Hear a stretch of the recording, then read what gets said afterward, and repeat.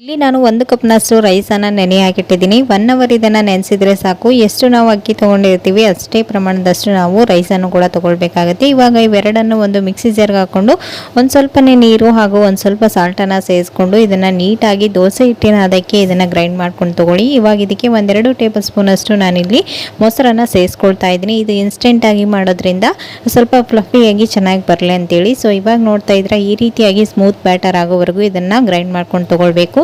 ಈ ರೀತಿ ಗ್ರೈಂಡ್ ಮಾಡ್ಕೊಂಡ ನಂತರ ಇದನ್ನ ಒಂದು 10 ಮಿನಿಟ್ಸ್ ಹಾಗೇನೆ ರೆಸ್ಟ್ ಮಾಡಲು ಬಿಟ್ಟು ಆಮೇಲೆ ಇದಕ್ಕೆ 1 ಟೇಬಲ್ ಸ್ಪೂನ್ ಅಷ್ಟು ಈನೋನ ಸೇರಿಸಿ ಚೆನ್ನಾಗಿ ಒಂದ್ಸರಿ ಮಿಕ್ಸ್ ಮಾಡಿಕೊಂಡು ನಂತರ ಇದನ್ನ ಸ್ಟವ್ನ ಹೈ ಫ್ಲೇಮಲ್ಲಿ ಇಟ್ಟು ಹಂಚು ತುಂಬಾನೇ ಕಾದಿರಬೇಕು. ಅವಾಗನೇ ಈ ಒಂದು ದೋಸೆನ ಹಾಕೊಳ್ಬೇಕು. ಅವಾಗ ಮಾತ್ರ ಈ ರೀತಿ ನೀಟಾಗಿ ಬಬಲ್ಸ್ ಕ್ರಿಯೇಟ್ ಆಗುತ್ತೆ. ಇಲ್ಲಾಂದ್ರೆ ಈ ದೋಸೆ ತುಂಬಾನೇ ಹಾರ್ಡ್ ಆಗಿಬಿಡುತ್ತೆ.